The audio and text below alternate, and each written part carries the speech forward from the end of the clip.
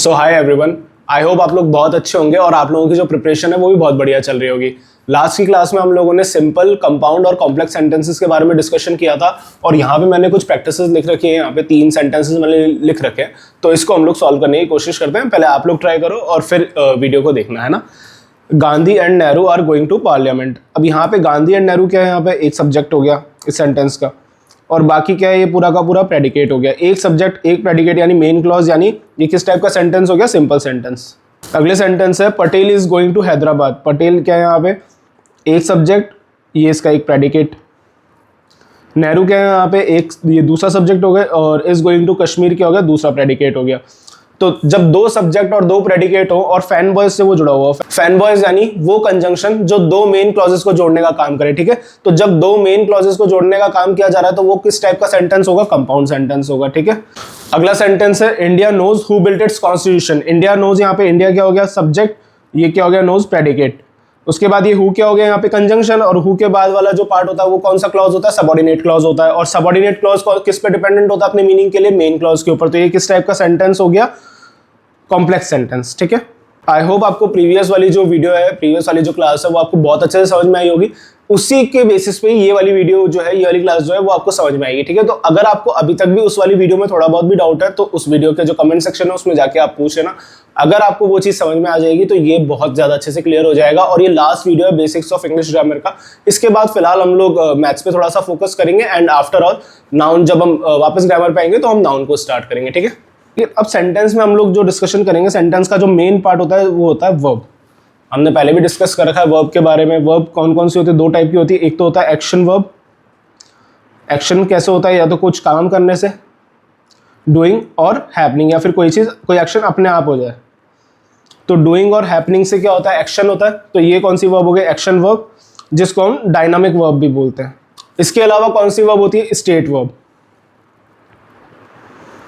State verb क्या करती है, कोई सिचुएशन बताने का काम करती है, यानी कोई अवस्था बताने का काम करती है, ठीक है। तो इनको स्टेट वर्ब को हम क्या बोलते हैं, इसके अलावा बीइंग वर्ब्स, ठीक है। अब जब हम बात करते हैं एक्शन वर्ब की, तो एक्शन वर्ब भी हमारे सामने 2 तरह की निकल के आती है, ठीक है। जब हम एक्शन वर्ब की बात करते हैं तो एक्शन वर्ब भी हमारे सामने 2 तरह की निकल के आती है। कौन कौन सी वर्ब आती है एक्शन के बेसिस पे, एक तो होती है ट्रांजिटिव वर्ब और एक होती है इंट्रांजिटिव वर्ब। अब इन दोनों में क्या डिफरेंस होता है वो मैं आपको समझाता हूँ। सबसे पहली कौन सी वर्ब होती है, ट्रांजिटिव वर्ब। यहाँ पे ट्रांजिटिव वर्ब में लिख देता हूँ।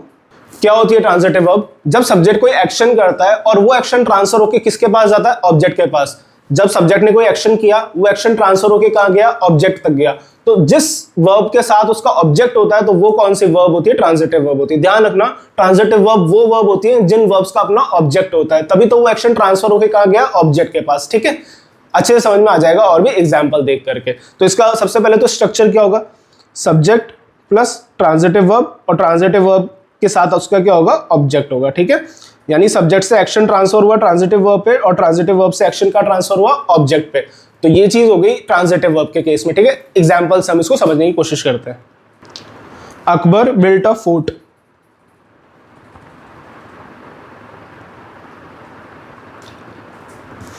अकबर क्या हो गया यहाँ पे, सब्जेक्ट, सब्जेक्ट ने एक्शन क्या किया, फोर्ट बनाने का काम किया, यानी बिल्ट क्या किया हो गया, यहाँ पे एक्शन वर्ब हो गया, और क्या बनाया, फोर्ट बनाया। तो ये क्या हो गया, इस वर्ब का ऑब्जेक्ट हो गया। ऑब्जेक्ट आपको मालूम है हम कैसे आइडेंटिफाई करते हैं, जो वर्ड व्हाट या हुम का जवाब दे। यानी ऑब्जेक्ट क्या होता है, वो वर्ड जो व्हाट या फिर हुम का जवाब दे, वो कौन सा वर्ड होता है, ऑब्जेक्ट होता है, ठीक है। तो यहाँ पे Akbar built what, Akbar built a fort. तो ये क्या हो गया, इस बिल्ट का ऑब्जेक्ट हो गया। तो ये कौन सी वर्ब हो गई, बिल्ट, यहाँ पे कौन सी वर्ब हो गई, ट्रांजिटिव वर्ब हो गई, ठीक है। क्योंकि Akbar built a fort, Akbar ने क्या एक्शन किया, बिल्ट किया। क्या बिल्ट किया, एक फोर्ट बिल्ट किया। तो अकबर का जो एक्शन था, कौन सा एक्शन, बिल्ट करने का एक्शन, वो ट्रांसफर हुआ, और किस पे ट्रांसफर हुआ, फोर्ट में। तो अकबर बिल्ट अ फोर्ट क्या हो गया, तो यहाँ पे बिल्ट क्या हो गई, ट्रांजिटिव वर्ब हो गई, ठीक है। उसके अलावा एक और एग्जाम्पल हम लोग देख लेते हैं। चंद्रगुप्त मेट चाणक्य। तो यहाँ पे चंद्रगुप्त क्या हो गया, सब्जेक्ट हो गया। एक्शन क्या किया चंद्रगुप्त ने, मेट, यानी मिलने का काम किया। तो ये मेट क्या हो गया, यहाँ पे एक्शन वर्ब हो गया। और किससे मिले, वो चाणक्य से मिले। चंद्रगुप्त मेट हुम, तो हुम का जवाब जो देगा वो क्या होगा, वर्ब का ऑब्जेक्ट होगा, ठीक है। तो यानी इस वर्ब के साथ इसका ऑब्जेक्ट है, दैट इज क्या है, चाणक्य। तो जिस वर्ब का ऑब्जेक्ट होता है तो वो कौन सी वर्ब होती है, ट्रांजिटिव वर्ब होती है। यानी सब्जेक्ट ने क्या एक्शन किया, मिलने का एक्शन किया, और वो ट्रांसफर किसके पास हो गया, ऑब्जेक्ट के पास, दैट इज चाणक्य के पास। तो चंद्रगुप्त ने मिलने का काम किया चाणक्य से, देयरफॉर सब्जेक्ट का एक्शन ट्रांसफर हुआ किस पे, ऑब्जेक्ट पे।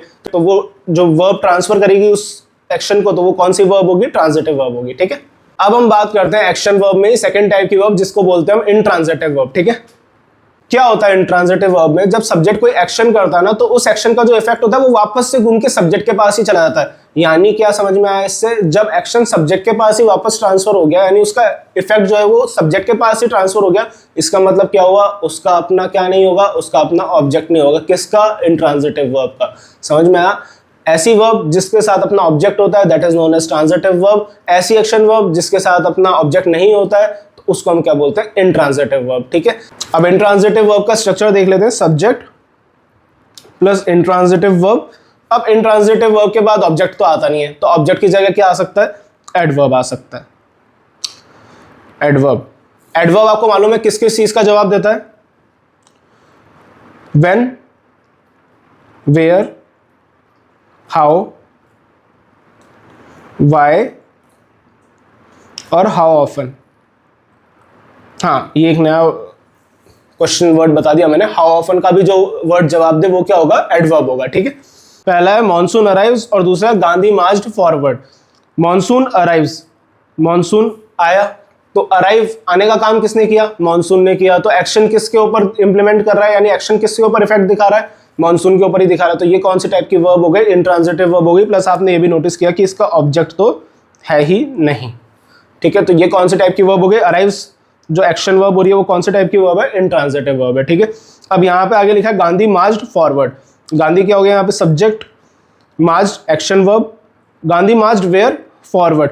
अब ये क्या है, वेयर का आंसर दे रहा है, व्हाट या हुम का आंसर नहीं दे रहा। अगर ये व्हाट या हुम का आंसर दे रहा होता फॉरवर्ड वर्ड, तो ये क्या होता, ऑब्जेक्ट होता। अभी आपको व्हाट का या हुम का आंसर तो दे नहीं रहा, तो ये क्या हो गया, एडवर्ब हो गया, क्योंकि ये किसका आंसर दे रहा है, वेयर का आंसर दे रहा है। और मैंने आपको अभी बताया जो वर्ड वेयर का आंसर देता है that is known as adverb. ठीक है, तो Gandhi marched where, Gandhi marched forward. तो ये क्या हो गया यहाँ पे, मार्च्ड क्या हो गया यहाँ पे, इंट्रांजिटिव वर्ब हो गया, क्योंकि इसके पास अपना क्या नहीं है, इसके पास अपना ऑब्जेक्ट नहीं है। ठीक है, आई होप आपको बहुत अच्छे से क्लियर हो रही होंगी चीजें। अब हम लोग क्या करते हैं, इसके एग्जाम्पल्स पे बातचीत कर लेते हैं ताकि आपको क्या और भी अच्छे से इसकी जो बेसिक और फाउंडेशन क्रिएट होनी चाहिए वो हो जाए। अब यहाँ पे कुछ क्वेश्चंस मैंने लिख रखे हैं, पहले आप प्रैक्टिस करना है इसको अपने आप से पॉज करके और फिर सॉल्यूशंस देखना। ठीक है, Babur open the battle, Babur open what, the battle. तो ये क्या हो गया यहाँ पे, ऑब्जेक्ट हो गया। अगर ये ऑब्जेक्ट हो गया तो ये क्या हो गया, ओपन क्या हो गया यहाँ पे, ट्रांजिटिव वर्ब हो गई। ठीक है, Ashoka can rule here, Ashoka can rule where, here. तो जब वेयर का आंसर दे रहा है वो क्या हो गया यहाँ पे, एडवर्ब हो गया। अब ये एडवर्ब हो गया तो ये रूल क्या हो गया यहाँ पे, intransitive verb. Chanakya can guide Chandragupta, Chanakya can guide हुम, हुम का जवाब कौन दे रहा है यहाँ पे, चंद्रगुप्त दे रहा है। तो चंद्रगुप्त क्या हो गया यहाँ पे, ऑब्जेक्ट हो गया, तो ये गाइड क्या हो गया यहाँ पे, इंट्रांजिटिव वर्ब हो गया, सॉरी ट्रांजिटिव वर्ब हो गया, क्योंकि इसके पास क्या है, अपना ऑब्जेक्ट है। Monsoon is arriving, monsoon is arriving, तो यहाँ पे क्या हो गया, अराइव कौन कर रहा है, मॉनसून ही कर रहा है। तो यहाँ पे इस वर्ब का अपना कोई ऑब्जेक्ट तो है नहीं, और साथ में एक्शन जो है वो किसके ऊपर इंप्लीमेंट हो रहा है, वापस से घूम करके मॉनसून के ऊपर ही, यानी सब्जेक्ट के बारे में बताने का काम किया जा रहा है। तो ये कौन सी वर्ब हो गई यहाँ पे, अराइविंग क्या हो गया यहाँ पे, एक्शन वर्ब हो गई। और किस तरह की एक्शन वर्ब हो गई, इंट्रांजिटिव वर्ब हो गई, क्योंकि यहाँ पे ऑब्जेक्ट इसका है नहीं। व्हेन डिड मराठास राइज, तो व्हेन क्या हो गया यहाँ पे, एडवर्ब हो गया। मराठास क्या हो गया यहाँ पे, सब्जेक्ट हो गया। और डिड राइज क्या हो गया यहाँ पे, क्योंकि यहाँ पे एडवर्ब लिखा है तो इस वजह से डिड राइज क्या हो गया, इंट्रांजिटिव वर्ब हो गई, ना कि ट्रांजिटिव वर्ब। ठीक है, व्हाट डिड गांधी से, व्हाट किसको रिप्रेजेंट करता है, ऑब्जेक्ट को करता है, तो ये क्या हो गया, ऑब्जेक्ट। डिड से क्या हो गया यहाँ पे, ट्रांजिटिव वर्ब हो गया, क्यों, क्योंकि व्हाट लिख रखा है यहाँ पे, और गांधी जी क्या हो गया यहाँ पे, सब्जेक्ट। ठीक है, when will India solve it's poverty every decade. अब ये थोड़ा इंटरेस्टिंग क्वेश्चन है, इसको ध्यान से समझना। व्हेन क्या हो गया यहाँ पे, एडवर्ब हो गया। इंडिया क्या हो गया यहाँ पे, सब्जेक्ट। विल सॉल्व क्या हो गया यहाँ पे, वर्ब फ्रेज हो गया। अब इसमें सॉल्व क्या होगा, सॉल्व इसमें होगा ट्रांजिटिव वर्ब। क्यों होगा ट्रांजिटिव वर्ब, क्योंकि इसके पास इसका ऑब्जेक्ट है। When will India solve what, it's poverty. अब ये व्हाट का आंसर कौन दे रहा है, इट्स पॉवर्टी दे रहा है, तो यहाँ पे ऑब्जेक्ट हो गया हमारे पास।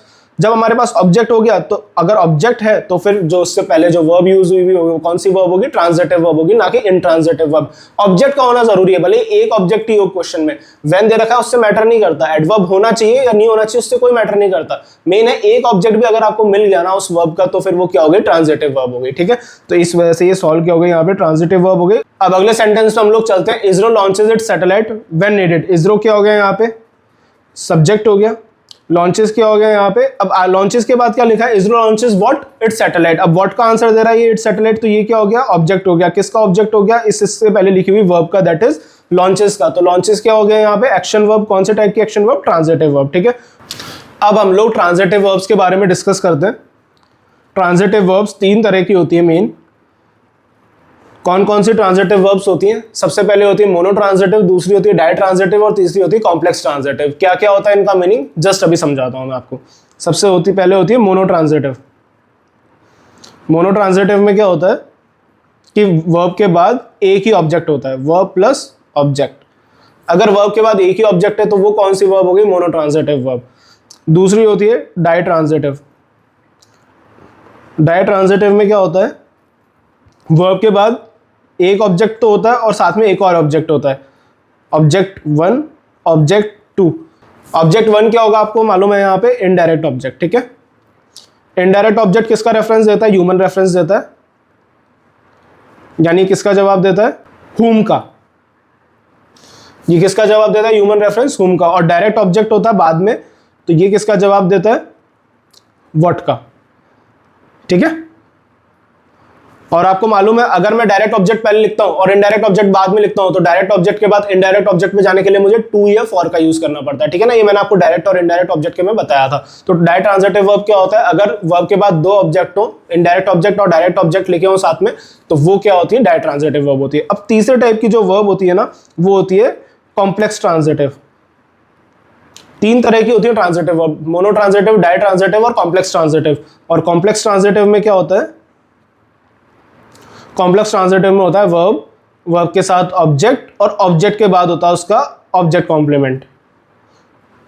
ठीक है, यानी जो ऑब्जेक्ट की इंफॉर्मेशन को फुलफिल करने का काम करता है वो क्या होता है, ऑब्जेक्ट कॉम्प्लीमेंट। तो वर्ब है, वर्ब के साथ ऑब्जेक्ट है और उसके बाद ऑब्जेक्ट कॉम्प्लीमेंट है, तो ये क्या हो गया, कॉम्प्लेक्स ट्रांजिटिव हो गया। ऐसे बिल्कुल अच्छे से समझ में आया नहीं होगा, मैं समझता हूँ एग्जाम्पल से आपको तीनों का समझ में आ जाएगा। ठीक है, अब यहाँ पे मैंने आपके सामने 3 एग्जांपल्स लिखे हैं, आप आराम से समझ जाओगे कौन सा मोनो ट्रांजिटिव है, कौन सा डाई ट्रांजिटिव है और कौन सा कॉम्प्लेक्स ट्रांजिटिव है।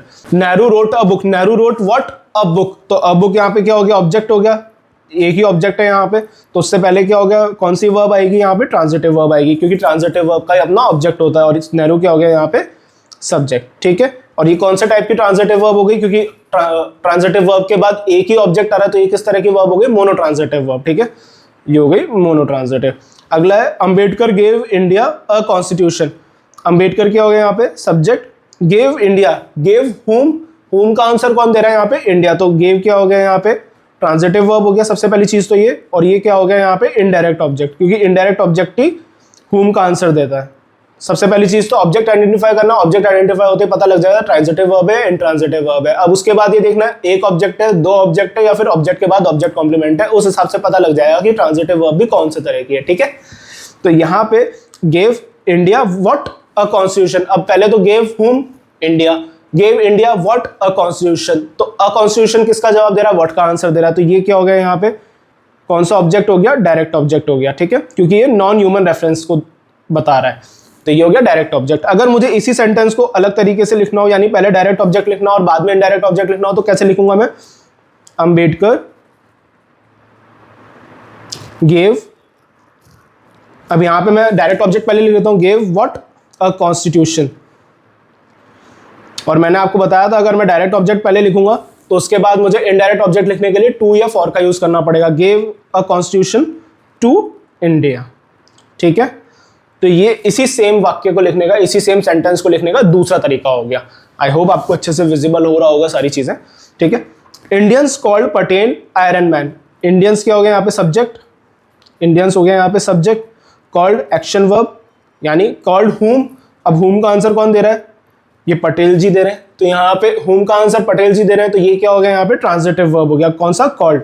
ट्रांजिटिव वर्ब हो गया, और पटेल क्या हो गया, ऑब्जेक्ट हो गया, क्योंकि हुम का आंसर दे रहा है। अब इसी ऑब्जेक्ट के बारे में कौन बता रहा है, ये वर्ड आयरन मैन, यानी पटेल जी कौन है, आयरन मैन है, आयरन मैन कौन है, पटेल जी है, यानी ऑब्जेक्ट के बारे में बताने वाला वर्ड क्या होता है, ऑब्जेक्ट कॉम्प्लीमेंट होता है। तो ये आयरन मैन क्या हो गया, यहाँ पे ऑब्जेक्ट कॉम्प्लीमेंट हो गया। तो जब ट्रांजिटिव वर्ब के बाद ऑब्जेक्ट हो और उस ऑब्जेक्ट का ऑब्जेक्ट कॉम्प्लीमेंट हो, तो वो कौन से टाइप का वर्ब हो गया, कॉम्प्लेक्स ट्रांजिटिव हो गया।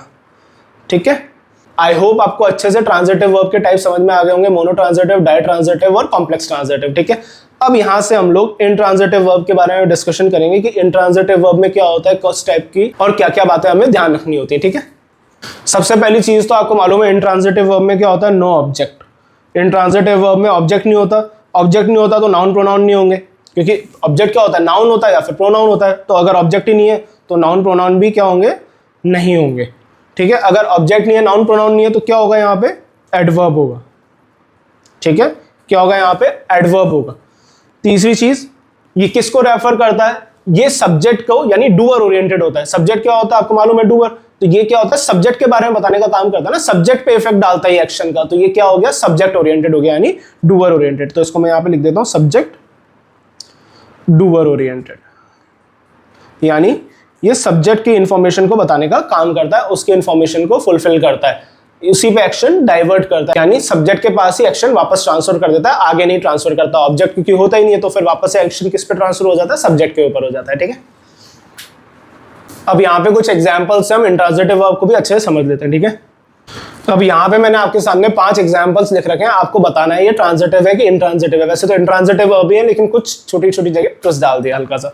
सबसे पहला सेंटेंस है, इंडिया प्रॉस्पर्ड। इंडिया क्या है यहाँ पे, सब्जेक्ट, प्रॉस्पर्ड क्या हो गया, एक्शन। इंडिया प्रॉस्पर्ड, प्रॉस्पर किसने किया, वापस एक्शन किस पे आ गया, इंडिया पे आ गया। तो ये कौन से टाइप की वर्ब हो गई, इंट्रांजिटिव वर्ब।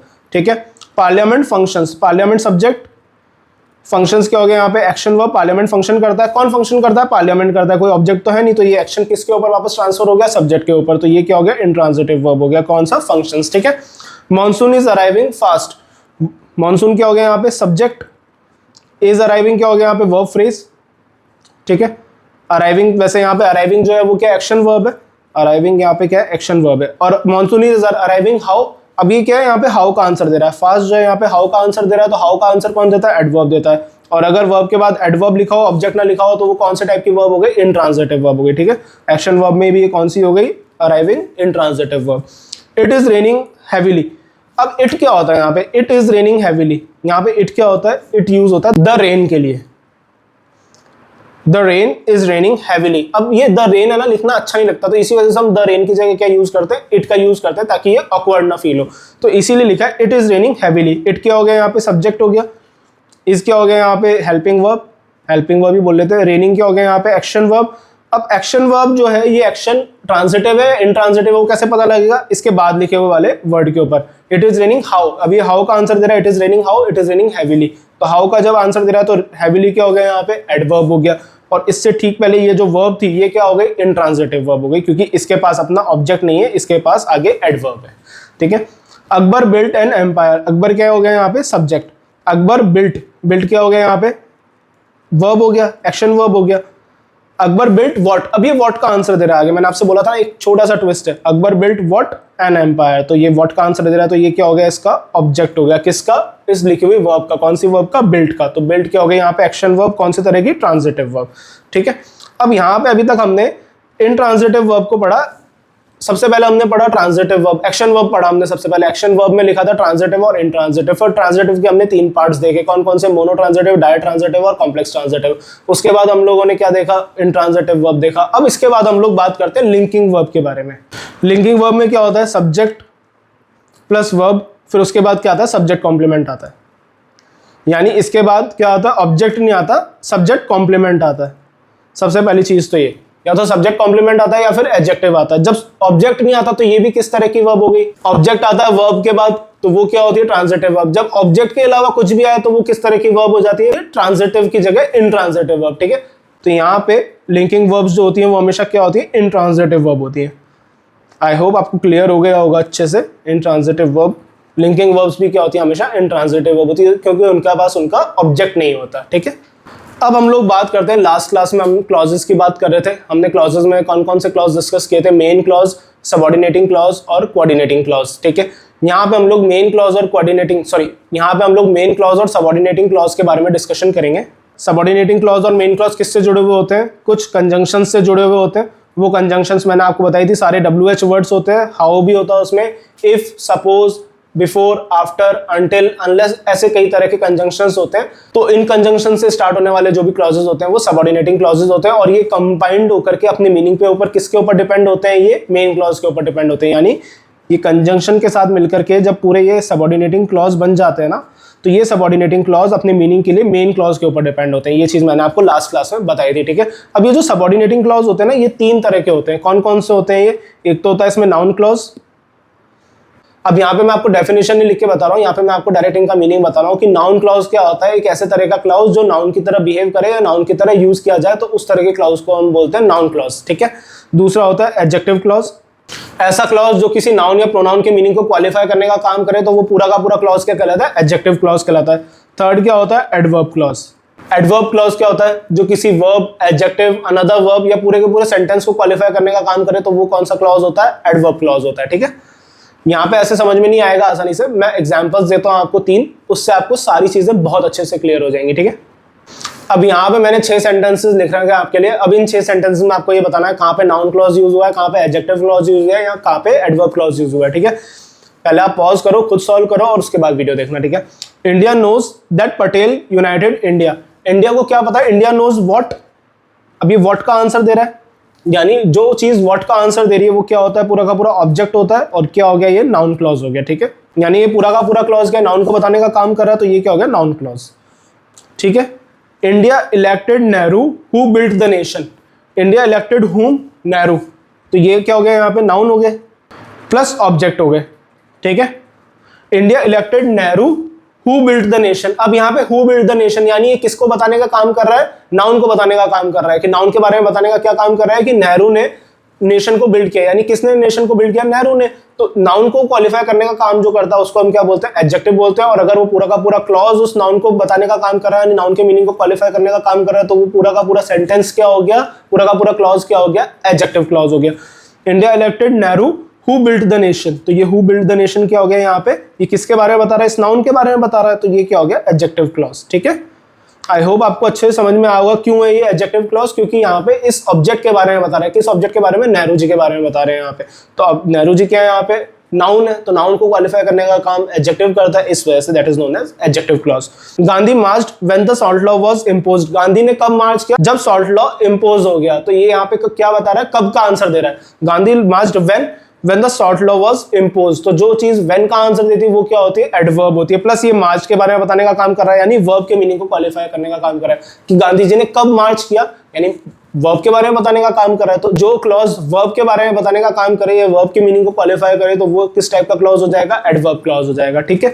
तो Gandhi marched when the salt law was imposed। तो ये when the salt law was imposed, ये पूरा का पूरा क्लॉज किस तरह का क्लॉज हो गया? एडवर्ब क्लॉज हो गया। अगला सेंटेंस है Chanakya knows the fort where Chandragupta rules.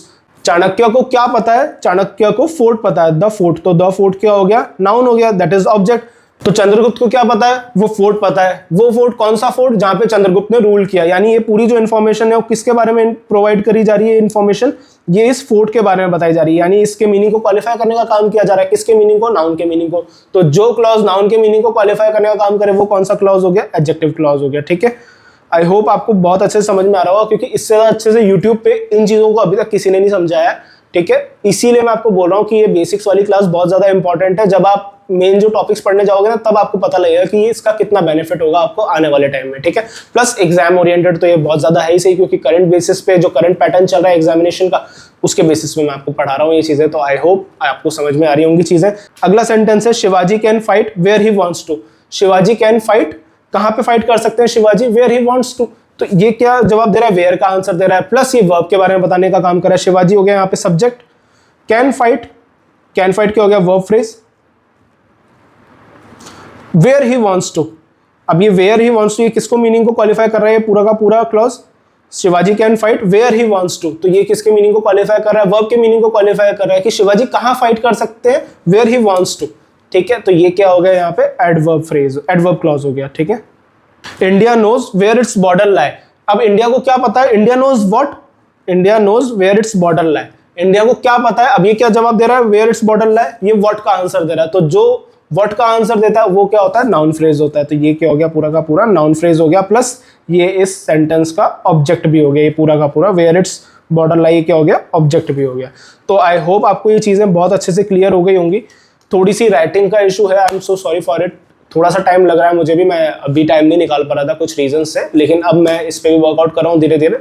And I definitely give you, मतलब मैं आपको पूरी तरह से ये गारंटी दे सकता हूँ कि ये राइटिंग पे मैं बहुत अच्छे से वर्कआउट करूंगा। प्लस आपको कंसेप्ट्स में तो कोई दिक्कत नहीं आ रही होगी। आई रियली थिंक सो कि आपको कंसेप्ट्स तो बहुत अच्छे से समझ में आ रहे होंगे। बस एक ही थोड़ा सा दिक्कत वाला फैक्टर होगा जो कि मेरी राइटिंग, उस पर मैं वर्कआउट कर रहा हूँ। एंड आई होप आपको आने वाले 1-2 हफ्ते में और अच्छी राइटिंग देखने को मिल जाए, जिससे आपको जो चीज़ें हैं, आपके डाउट्स जो हैं वो और अच्छे से क्लियर होने लग जाए। वैसे तो हो ही जाते हैं, कंसेप्ट मेन होता है, राइटिंग तो ठीक है बहुत सेकेंडरी पार्ट होता है, लेकिन ठीक है देखने में अच्छा लगता है तो हमें भी लगता है कि वापस से उन्हीं नोट्स को रिवाइज कर लें, ठीक है।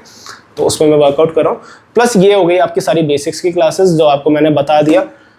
अब यहाँ से आपको क्या करना है, फिलहाल तो मैं इंग्लिश की वीडियोज़ नहीं बना रहा हूँ मैं अभी मैथ्स की वीडियोस बना रहा हूँ, क्योंकि इन वीडियोस को अभी तक किसी ने भी नहीं देखा। बहुत कम लोग हैं जिन्होंने इन वीडियोस को देखा है। तो अभी मेरा सबसे बड़ा कंसर्न यही है कि अगर आप लोग ये वीडियोस देख रहे होते तो मैं रेगुलर बेसिस पे दोनों को साइमल्टेनियसली कंटिन्यू करता रहता, लेकिन फिलहाल अब मुझे मैथ्स पे पूरा कंटिन्यूसली शिफ्ट होना पड़ेगा, पूरा फोकसली शिफ्ट होना पड़ेगा, ताकि क्या है मैं उसके वीडियोस को और आगे तक एक्सटेंड कर सकूँ, ताकि आप लोग जिसका वेट करो दैट इज मैथ्स, वो आपको मिलने लग जाए टाइम से, ठीक है।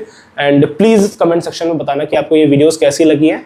एंड आई डेफिनेटली गारंटी हूँ कि मैं आपको कोर्स पूरा कंप्लीट करवाऊंगा, इंग्लिश ग्रामर का भी, और इस लेवल पे करवाऊंगा कि आपको कोई और यूट्यूब चैनल, कोई और पेड कोर्स लेने की जरूरत नहीं पड़ेगी, ठीक है। Thank you so much, bye, have a good day.